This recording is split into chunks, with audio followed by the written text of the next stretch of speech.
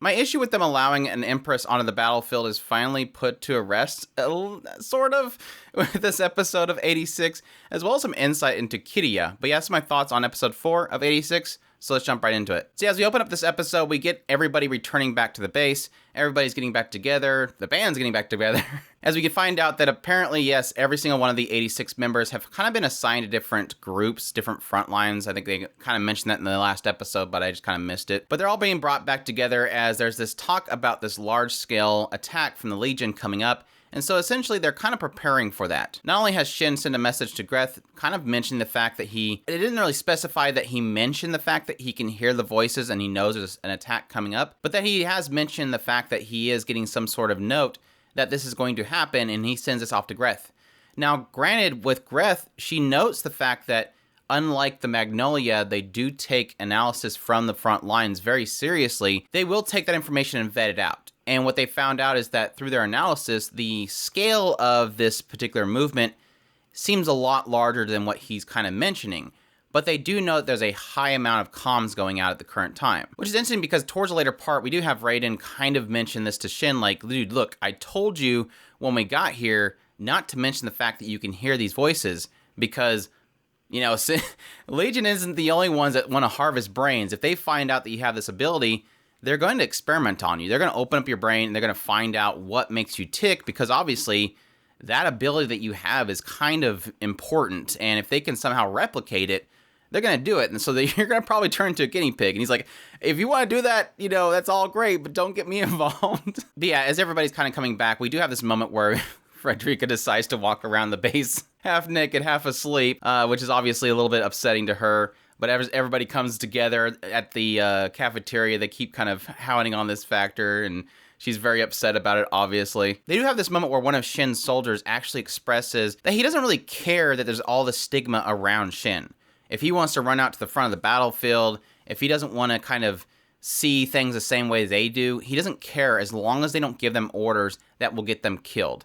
And he also tells them about the fact they have all these gifts that apparently the Giad sending the 86 as like, you know, treating them as children, like, okay, these poor orphan children, here's all these gifts that we can give them, which is always kind of stark contrast to how people kind of see them on the battlefield. We do have this brief scene where there's this meeting with all the high-ranking members of the military all coming together to talk about this high frequency of communications, this fear of the Legion coming in a large force, and Greth kind of expresses that she wants her people back. She wants the 86 to come back to her. This is her prototype machine. She wants them together in one field to fight off this incoming threat. And obviously, this is one of those kind of mixed moments of a lot of the characters in the army itself, like this expression of, oh, well, you just want them all to yourself. You're just making these children fight. And you do have this sense of like, they do recognize these soldiers these 86 are doing an incredible job, and they almost don't want her to hog them for herself. So I'm not sure. It's that mixed message. Like, it feels like at one end, yeah, they may be expressing that she just wants to hog these children and put them to war. But there's this other side of like, is it that you just want them yourself, or that you acknowledge that they take out a lot of enemy and that you want them at your side? The main head general is kind of expressing this idea that since it's a prototype, they don't want them, you know, all together. They want them with the normal forces so that if anything happens with them, the normal forces can kind of step in. But it does feel like everybody's kind of trying to hog these 86 for themselves, obviously for their experience. But at any rate, she plays a good case, so they all go back to her. She had this brief little meeting where she's trying to get feedback on how these new prototypes are working. And this is a surprising thing because I always felt like they were better, like this equipment was better. But no, Shin's like, they're only moderately better than what we used. She even keeps calling it a juggernaut. She's like, no, it's this. It's a juggernaut. No, it's this. It's a juggernaut. And I guess the reason why he's saying that is because it literally works the same way. It's got low armor, it's got high mobility, but they do express that it's a little bit better. And of course, that is a little bit disheartening to her because she felt like these were such great things that she built for them that's going to be so much better than the evil Magnolia Empire can provide. But yeah, in this meeting, we do find out that apparently they have gotten communication from surrounding nations. They have apparently been sending out a message talking about this incoming threat, and the United Kingdom of Roa, Gracia, and the Alliance of Wald have both communicated. And these are nations that are to the north and the south. And obviously, the other nations, such as the San Magnolia, are not responding. So Obviously, the question there is, are they ignoring the message or are they in trouble? Which we don't assume, because obviously at the very end of this episode, we do see that Lena is still working on her plans for this same exact issue with this Legion threat kind of building up. But obviously this is where she expresses that now they're going to be under her command and she has plans going forward. Again, the whole analysis of what the threat is coming. And following this, we get into Frederica going to meet Shin. She goes to his room and she starts making comments about how the fact that he doesn't have anything in there. Eugene had a ton of stuff in his room. It's a living quarters. You have to enjoy it. All this kind of stuff. All the pictures of Eugene's sister that they had to put away. And the contrast that she's kind of seeing with Eugene versus what Shin is kind of experiencing with his place. But she's obviously drawing a comparison to Shin that was in Kiriya.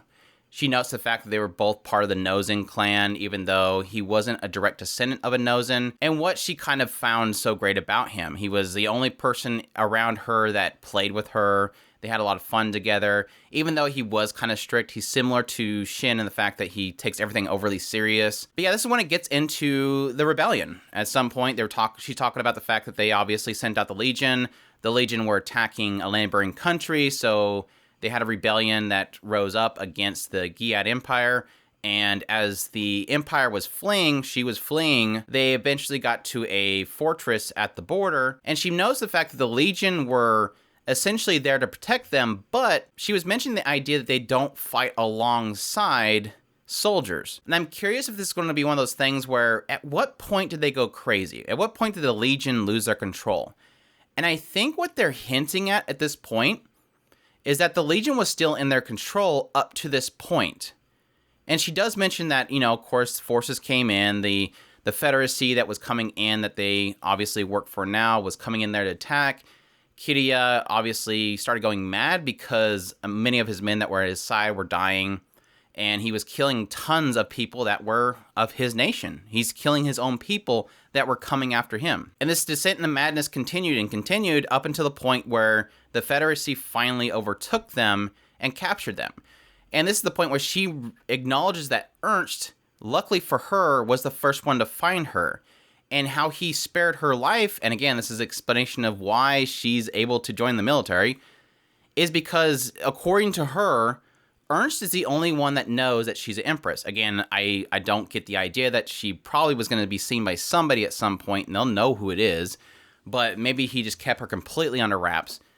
But he acknowledged the idea that he used the moment to hide her identity and claim that she died by bringing out her cloak, her royal cloak he brought out on a pike to prove that she was dead, thus hiding her from the people that were going to come kill her. And obviously Kiriya seen this cloak, and that was it. That was like the final straw that broke him. He apparently stayed out in the battlefield and allowed himself to be taken by the Legion. The Legion were going around recycling parts, and he stood there and allowed himself. So I'm curious if this is the point of the birth of the harvesting. It doesn't quite say it, but at the same time, up until this point, she's not insinuated that's what the Legion were doing.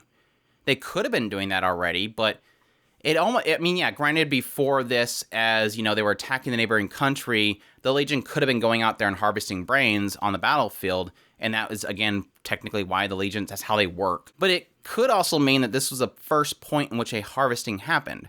But Frederica doesn't specifically say that, so I don't want to say that that's true, because otherwise I think that the writing would specifically say here, like, Frederica's like, and this is the point in which the first harvesting happened. Because she doesn't say that, I don't think it is, but it could be. But obviously that explains why Kiriya, as a harvested brain, is mad. It's because he thinks that Frederica's dead. Interesting stuff. Following this information that she divulged to him, obviously she expresses to Shin that she doesn't want him to die in favor of helping her knight. Like, it's not worth it to save Kiriya if I lose more people. So she's expressing here that she doesn't want Shin to just run out there like an idiot and get himself killed. But yeah, then we end the episode with us seeing a brief shot of Lena still continuing to work on her plans for, again, this whole invasion that's happening, or this large force of legions that we kind of seen at the very beginning of it. She was working with Shiden to kind of get a plan together to fight against them too. So I'm assuming we're going to see both sides kind of come together at this one front. I was curious if they were going to actually have Lena note that she's seen that radio signal that the Giad was sending out and obviously using it, despite her not being able to communicate back. So yeah, a lot of really cool insight into the fall of the Giad in this episode. And like I said, I'm curious as to where that would line in there. Like I said, it could be the birth of the harvesting that they were doing, the Legion were doing. They could have been doing it prior to it, but at least noting why Frederica, 1, was allowed to live, and 2, why it doesn't seem like anybody's noting that she's alive. But it does heavily hint on the idea that we will probably see Frederica have to stop Kiria at some point to know that she's still alive. But it also have a curious question. At what point did the Legion go crazy? At what point in this particular time frame did they go crazy?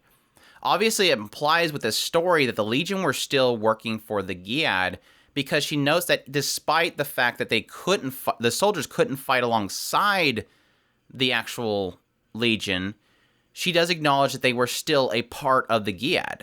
So it makes me question, is the reason why the Legion just kind of running around amok because they lost control because the Giad Empire fell? Like, those that were in control of the Legion fell.